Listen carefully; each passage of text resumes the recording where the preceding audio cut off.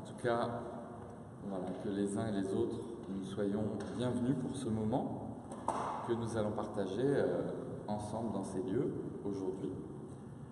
C'est le Seigneur lui-même qui nous accueille, c'est lui qui nous a conduits vers ici, un petit peu comme les bergers, un petit peu comme on va voir aujourd'hui les mages. Vous savez qu'on est dans une série, dans ce temps de Noël, où nous allons faire Noël vu par les 4 évangélistes. Hier matin, c'était Marc. Alors vous savez, si vous connaissez la Bible, que Marc nous donne une version assez réduite de Noël, puisqu'il commence l'histoire de Jésus quand il a 30 ans. Donc on a réfléchi sur qu'est-ce que c'était vraiment l'origine, qu'est-ce que c'était vraiment le commencement. Et puis hier soir, nous avons été avec Luc, c'est-à-dire avec les bergers et les anges. Nous avons médité sur le fait que les bergers, ce sont vraiment les plus petits dans la société de l'époque, et les anges, c'est ceux qui sont les plus hauts. Que donc cette nouvelle de la naissance de Jésus, elle doit être annoncée à des plus petits aux plus grands, de ceux qui sont les plus humbles à ceux qui sont les plus élevés. Et au milieu de tout ça, il y a Marie qui est au centre de l'évangile de Luc dans la narration de la Nativité. Marie qui est là pour exprimer la figure de la fidélité d'Israël qui attend, et on pourrait dire pour nous du peuple chrétien qui attend aussi le retour de Christ. Et puis ce matin, nous allons voir Matthieu, et dimanche prochain, ce sera Jean. Donc ce matin, nous allons être avec Matthieu, nous allons passer ce temps de culte avec Matthieu. Et je vous invite à la prière au début de ce culte.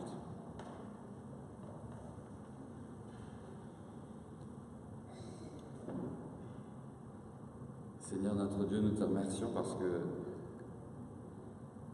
c'est toi qui nous convies. C'est toi qui organises toutes choses. C'est toi qui nous appelles, c'est toi qui nous ouvre un espace. Parfois cet espace est précaire comme l'étape de Bethléem. Parfois cet espace est complexe. Il n'est pas celui auquel nous nous attendions. Mais c'est comme ça. Ce qui importe, c'est d'avoir de la place auprès de toi. Nous savons que dans toutes les circonstances de l'existence, ce qui nous importe, c'est vraiment d'être avec toi, d'être auprès de toi. Alors nous te louons. Nous te remercions parce que tu nous fais une place ce matin. Tu nous donnes de la place. Et nous te demandons que, durant toute cette matinée, notre cœur puisse devenir vraiment l'étable de Bethléem. Que nous puissions t'accueillir, une fois que tu nous as accueillis, que nous puissions t'accueillir dans notre cœur. Amen. Je vous invite à ce que nous puissions chanter ensemble maintenant.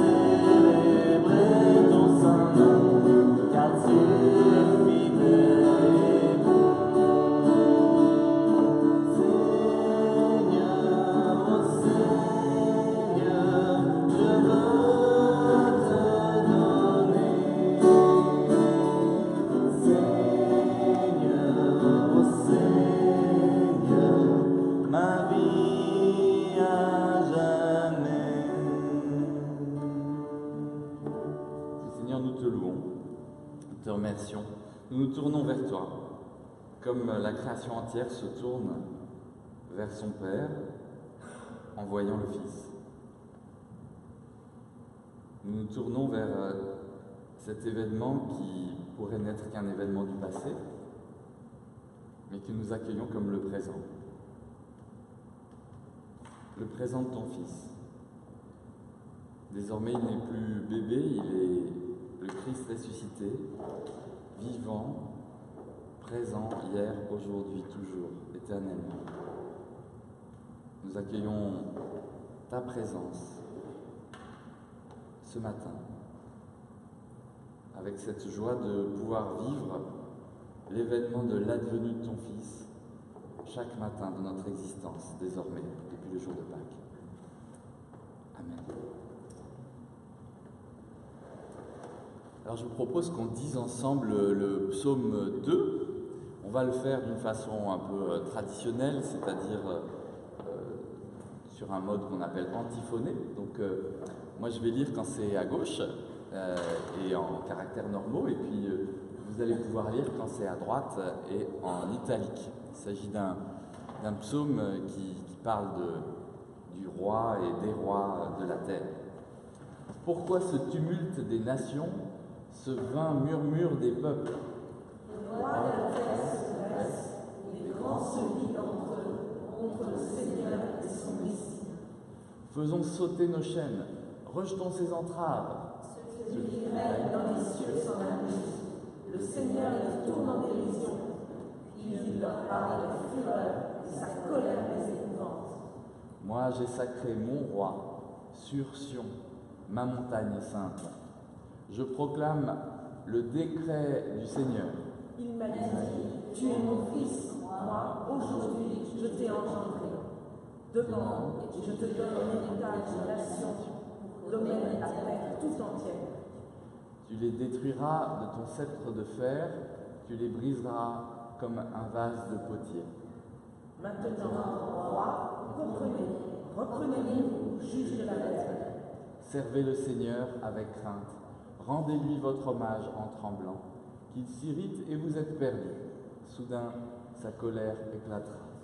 Heureux qui trouve en lui son refuge. Amen.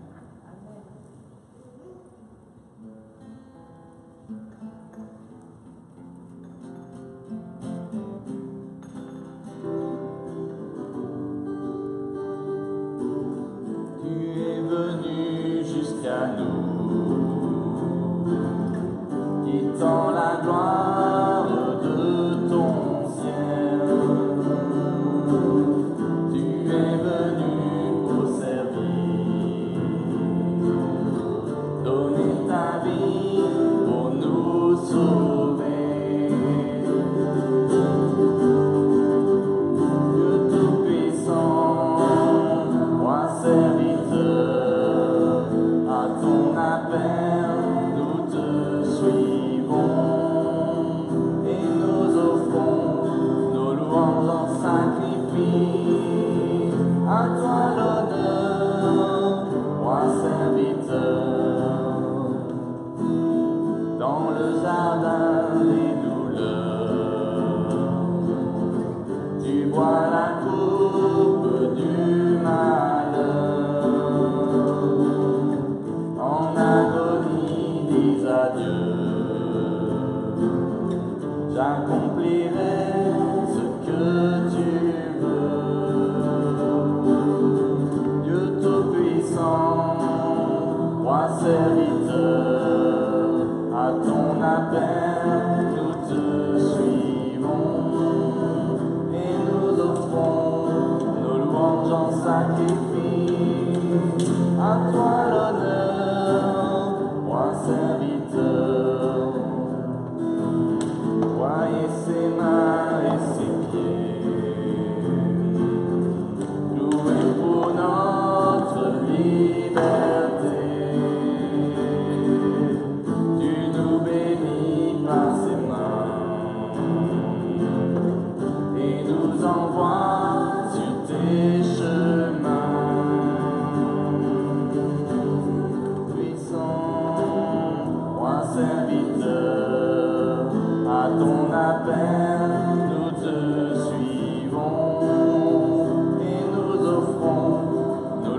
louange en sacrifice, à toi l'honneur, moi serviteur. En nous, Seigneur, viens régner, et fais de nous des serviteurs. Ta gloire veut à chacun, dans le secret nous habiter. Dieu Tout-Puissant, roi serviteur, à ton appel nous te suivrons, et nous offrons nos louanges en sacrifice, à toi l'honneur, roi serviteur.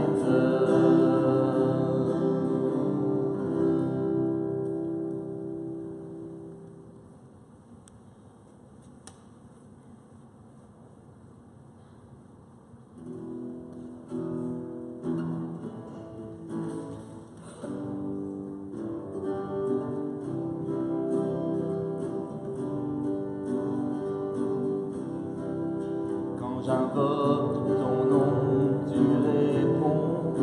Quand je tombe, tu es là près de moi. Car tu m'as délivré de mes peurs et entré dans l'espoir de ta vie. Sauvé par grâce, oui je suis libre, et pour toi je vis. Oh quel amour immense et insondable, quel espoir certain et incomparable. T'es perdu, tu m'as donné la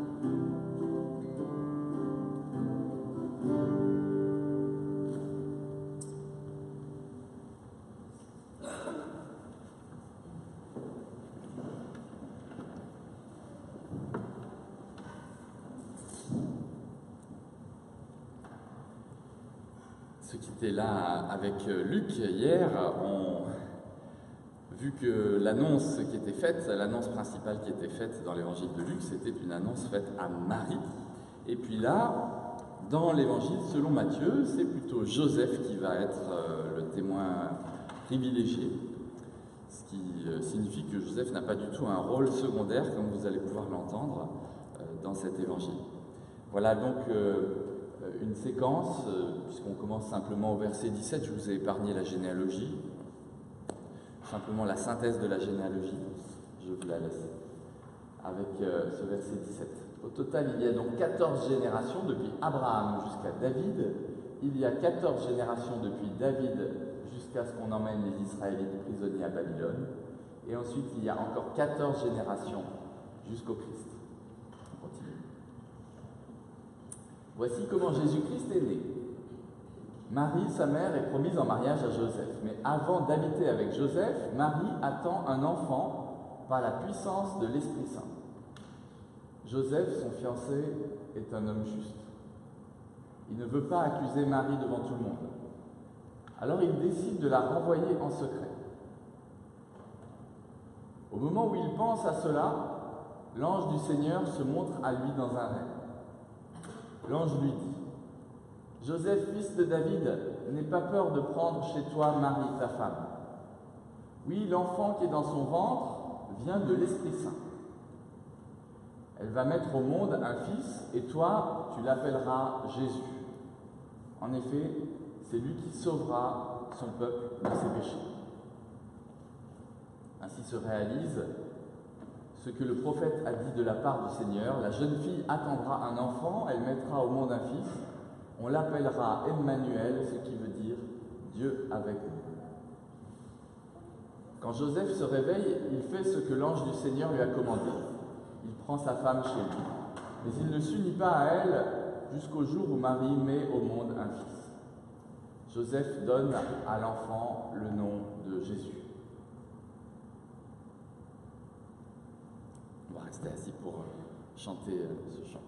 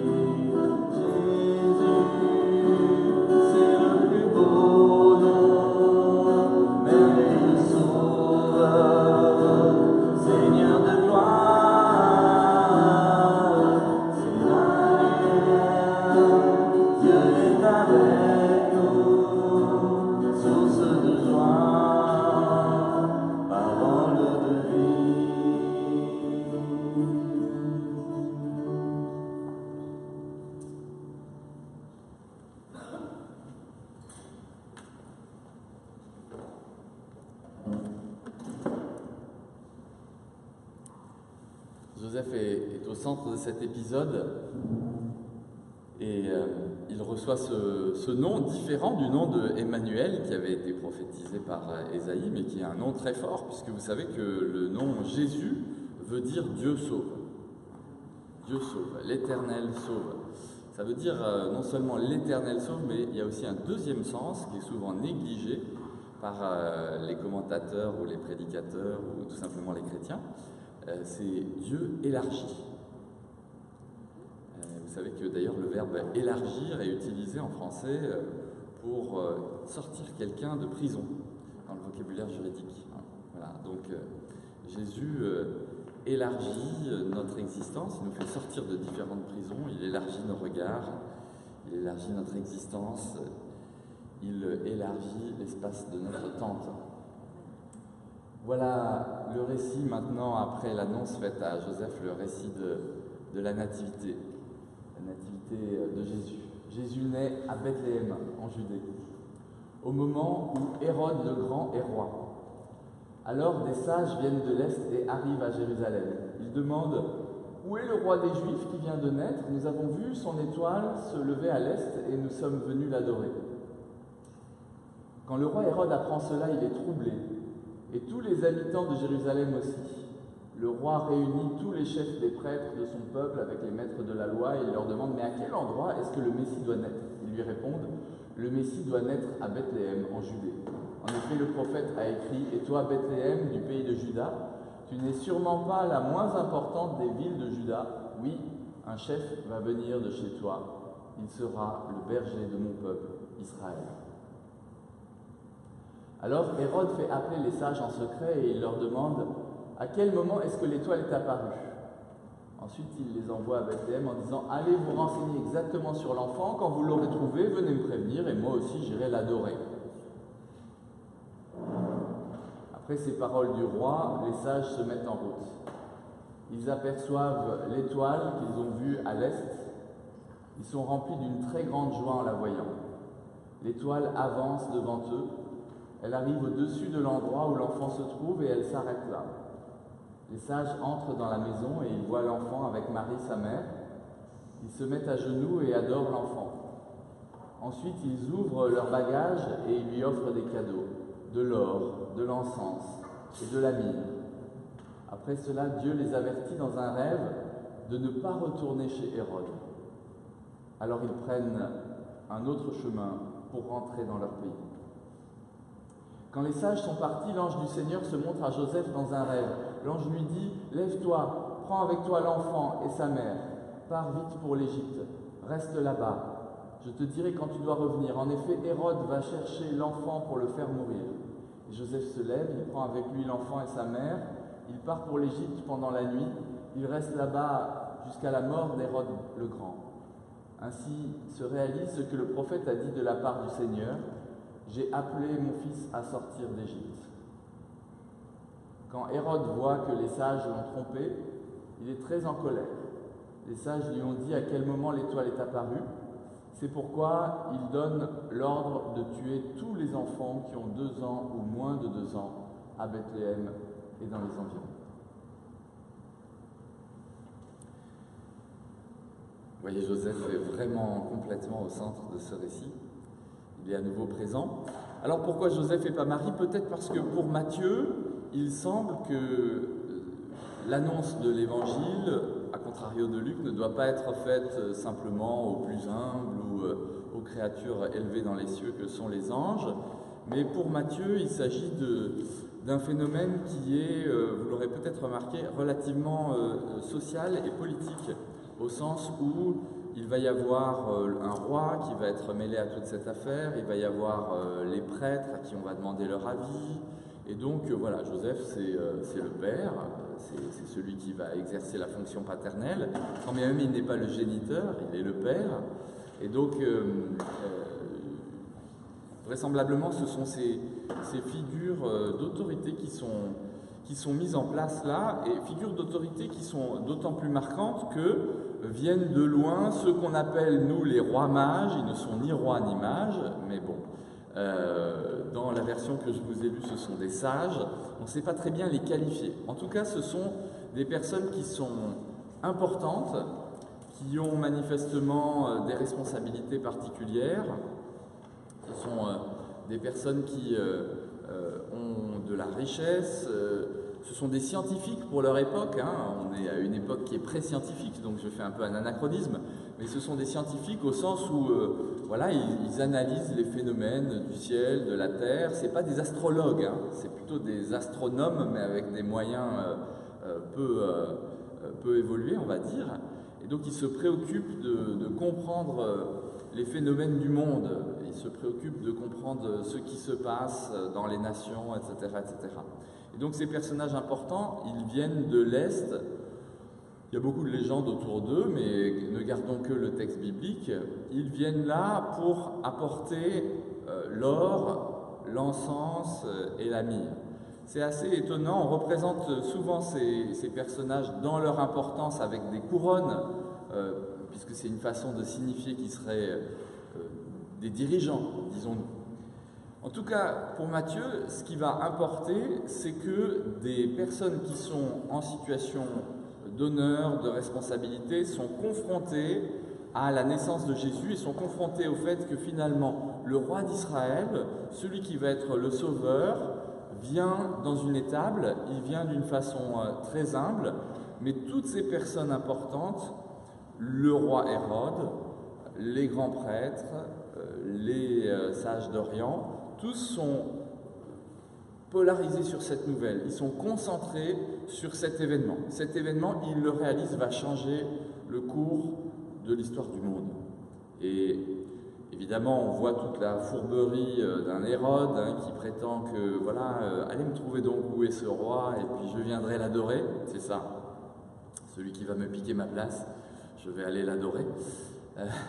Celui qui va récupérer le trône d'Israël, je vais aller l'adorer. Assurément pas, on s'en doute. Voilà, beaucoup de fourberie, et étonnamment, ça n'est pas les personnes les plus concernées, à savoir les grands prêtres et le roi d'Israël, qui est Hérode, le roi en place d'Israël qui est Hérode, qui vont reconnaître la seigneurie de Jésus. Étonnamment, ce sont ces personnages qui sont des étrangers, qui ne font pas partie du peuple. Ils viennent de loin.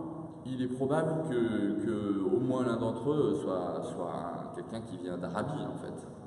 Donc c'est des Arabes qui reconnaissent que Jésus, le Juif, est le sauveur du monde. Je ne sais pas si vous réalisez ce que ça veut dire.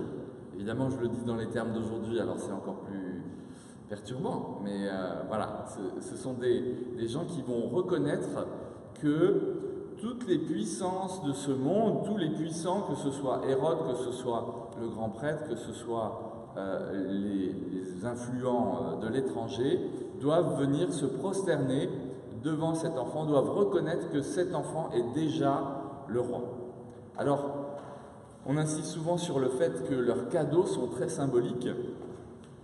L'un vient apporter de l'or. L'or, c'est le symbole de la richesse. C'est le symbole de l'opulence, c'est aussi le symbole tout simplement de l'économie. Donc le mage qui apporte de l'or dépose tous les pouvoirs économiques aux pieds de l'enfant Jésus. Le deuxième apporte de l'encens. L'encens, c'est toujours la symbolique de la religion, la religiosité, les religions du monde. Les religions du monde sont amenées symboliquement avec l'encens, déposées aux pieds de Jésus. Parce que toutes les religions, tous les religieux, toutes les religions du monde doivent se prosterner et reconnaître en Jésus le roi, le sauveur, le Fils de Dieu. Et puis le troisième roi, il vient apporter la myrrhe. La myrrhe, on ne sait pas très bien ce que c'est, on connaît plus le myrrhe à nos générations que la myrrhe.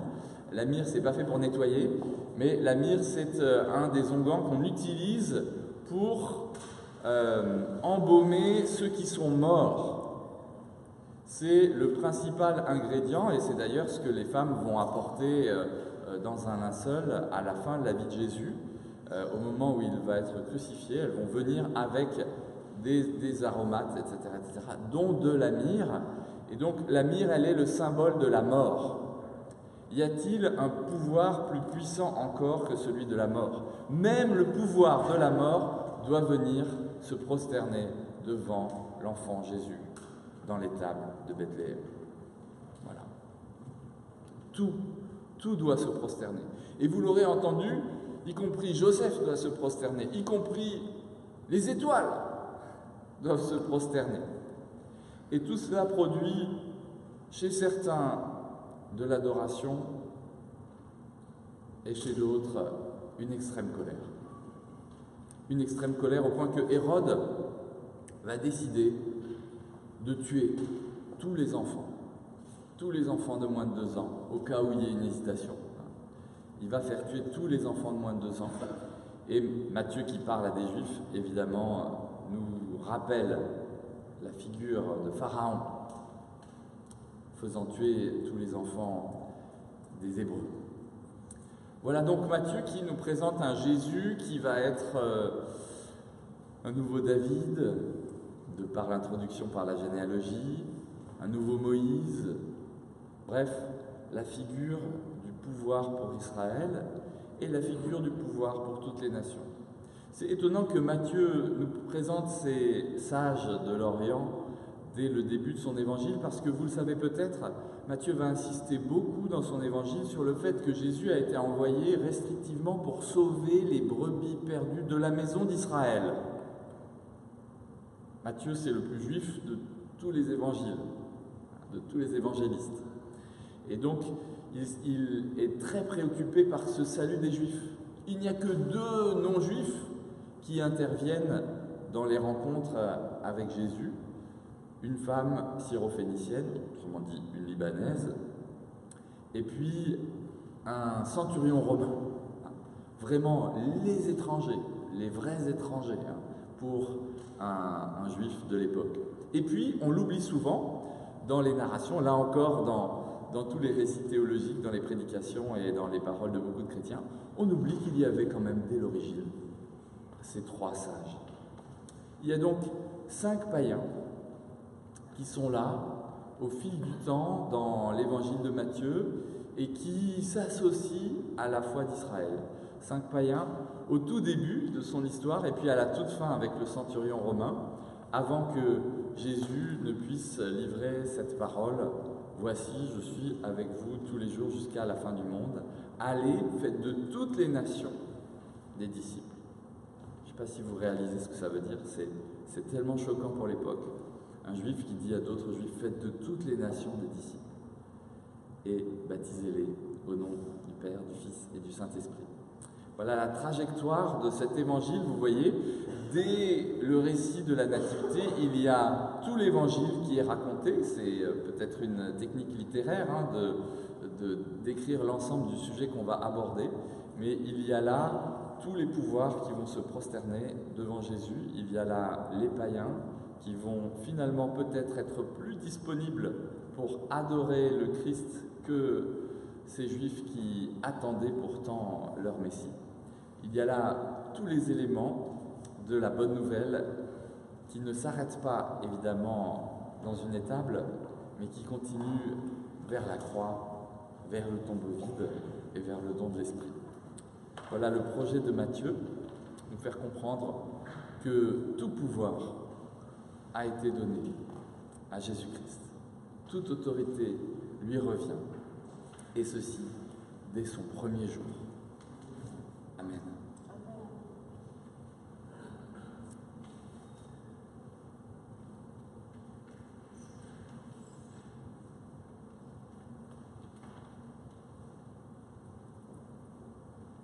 Alors nous allons prier d'une façon un petit peu originale aujourd'hui. Pour intercéder pour ce monde, je vais proposer aux petits garçons de me rejoindre là, parce qu'ils vont vraiment pouvoir m'aider.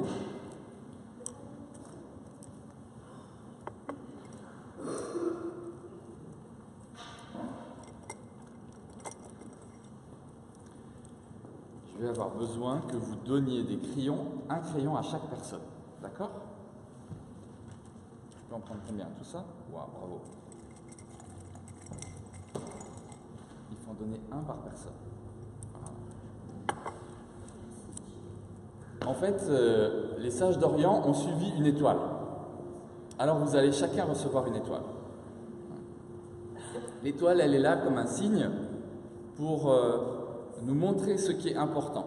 On sait même que dans les Écritures, on va appeler le Messie étoile brillante du matin. On va aussi l'appeler soleil de justice. Alors vous allez tous recevoir une étoile parce que c'est des étoiles collantes, pas filantes. Et sur chacune de ces étoiles, vous allez pouvoir indiquer quel est le lieu où vous auriez envie que vraiment Jésus vienne. Vous comprenez, l'étoile, elle nous dit, le Père a voulu que Jésus vienne dans cette étable. Et donc, l'étoile, elle se met au-dessus de l'étable.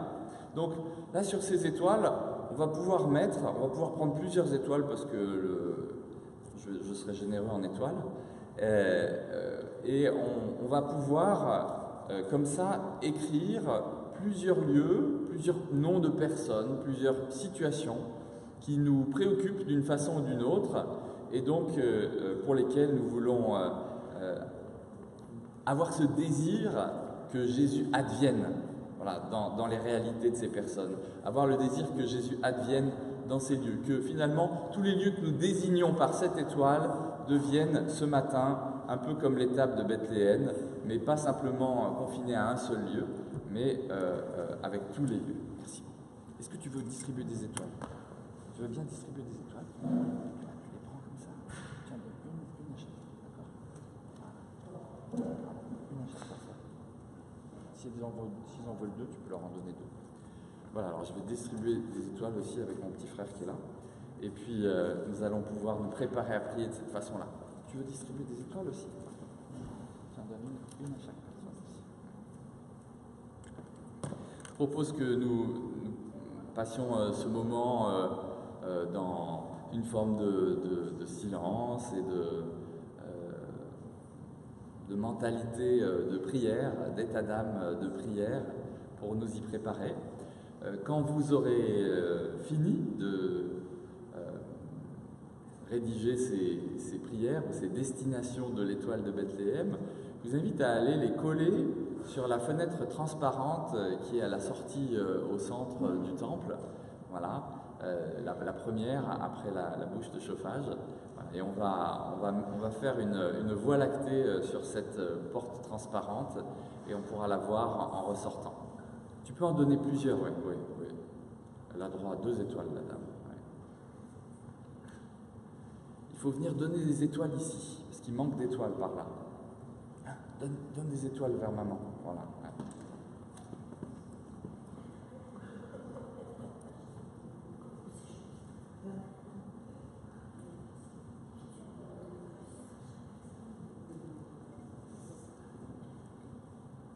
Moi, je veux bien une étoile aussi.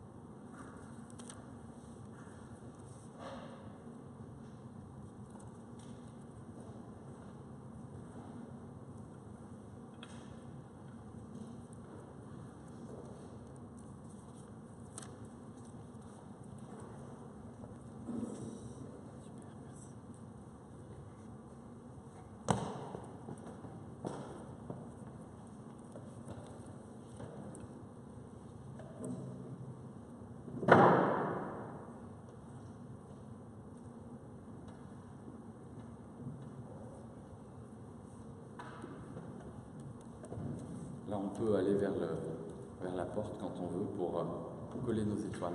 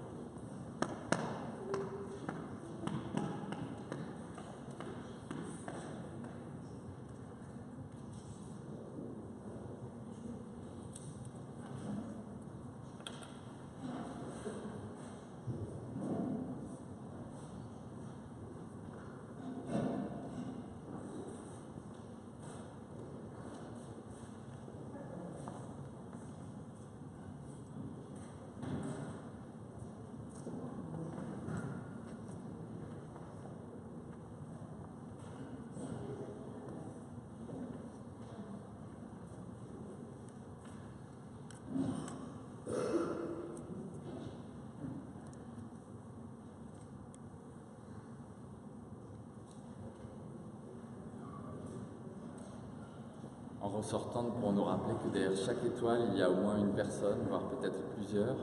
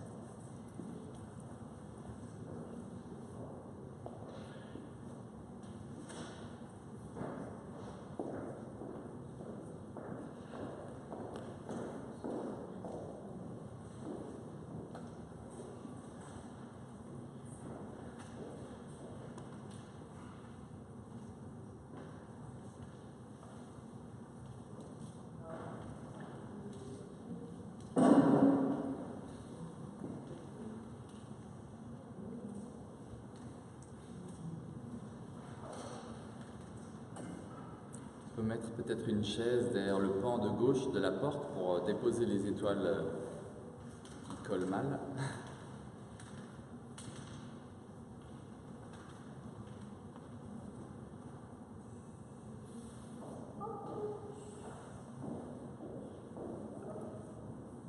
Et nous prions. Pendant la prière, vous pouvez continuer à aller déposer des étoiles là-bas.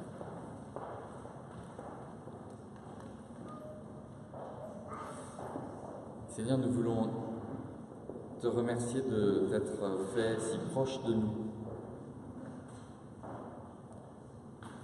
Nous voulons te remercier parce que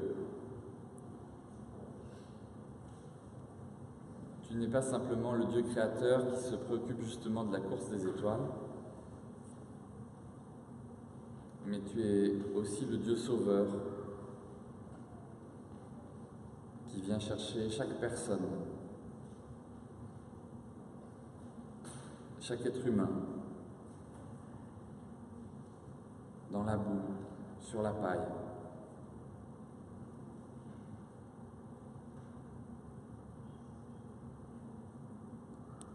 Tu veux rejoindre les plus simples et les plus puissants. Tu veux que les rois de la terre se prosternent devant toi, qu'ils reconnaissent que tu es le roi des rois, le Seigneur des seigneurs.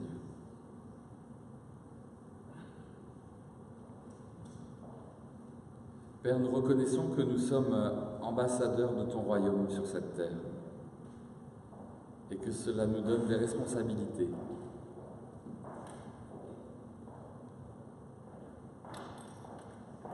Nous avons à porter devant toi les cris du monde, de la même façon qu'en symétrie, nous devons porter la bonne nouvelle de ton royaume dans ce monde.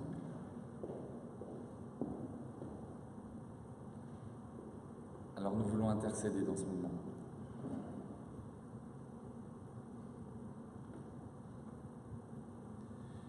Nous voulons évidemment intercéder pour ceux qui n'ont pas de toi,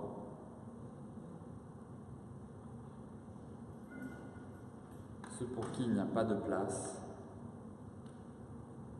pas de place dans l'affection des leurs, pas de place dans le marché du travail.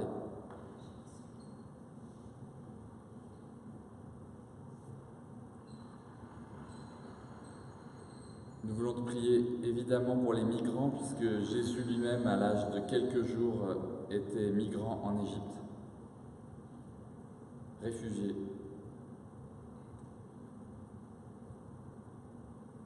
À cause de la folie des dirigeants de son pays.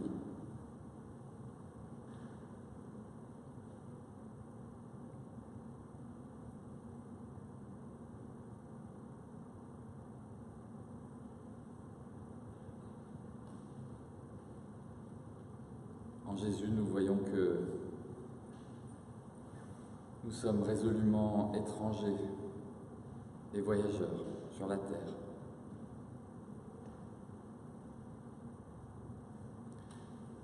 Dans ces moments, Seigneur, nous éprouvons à quel point nous sommes en exil de ton royaume, durant notre parcours terrestre. Souvent nous avons voulu nous y installer, nous avons voulu chercher la réussite, la richesse, la reconnaissance.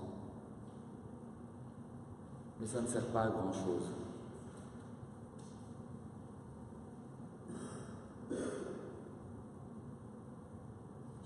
Nous voulons rester simples avec les gens simples.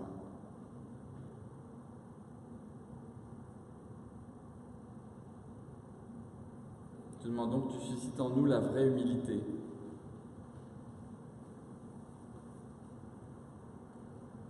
Celle de Marie, celle de Joseph, celle de Jésus. Celle de ces trois puissants de l'Orient qui viennent se prosterner dans une étable.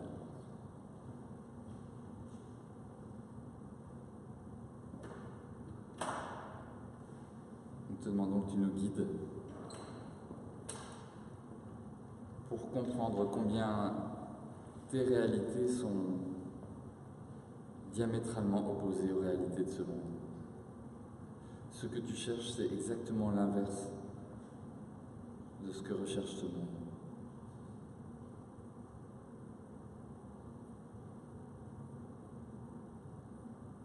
Ce monde cherche à dominer, toi tu cherches à sauver. Ce monde cherche à condamner, toi tu cherches à relever.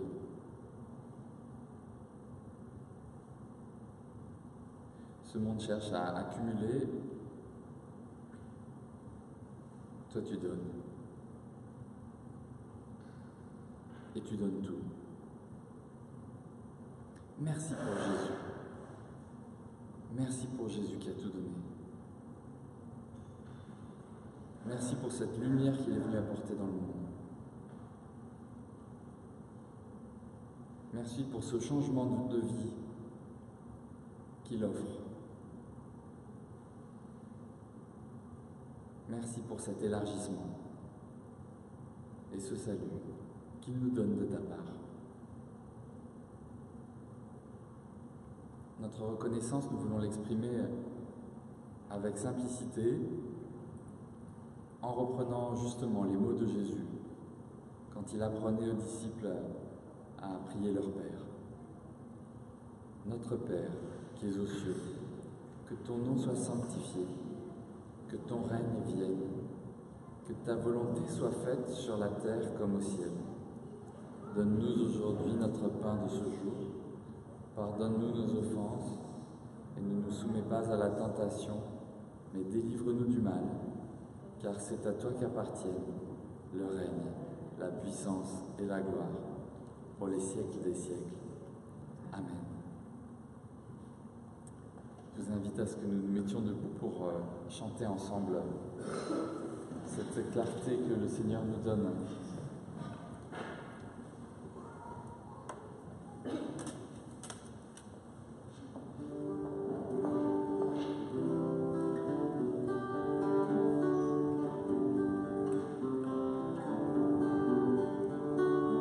Seigneur, par la clarté de ton amour, chasse l'obscurité qui nous entoure. Jésus, toi la lumière qui nous éclaire.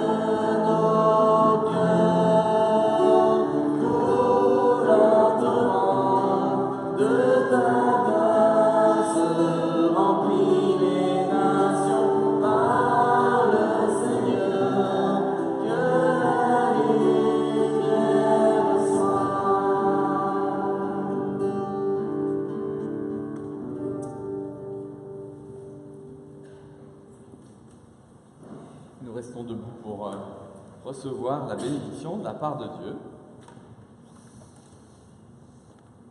Le Seigneur nous bénit, le Seigneur nous garde, le Seigneur tourne sa face vers nous et nous donne sa paix.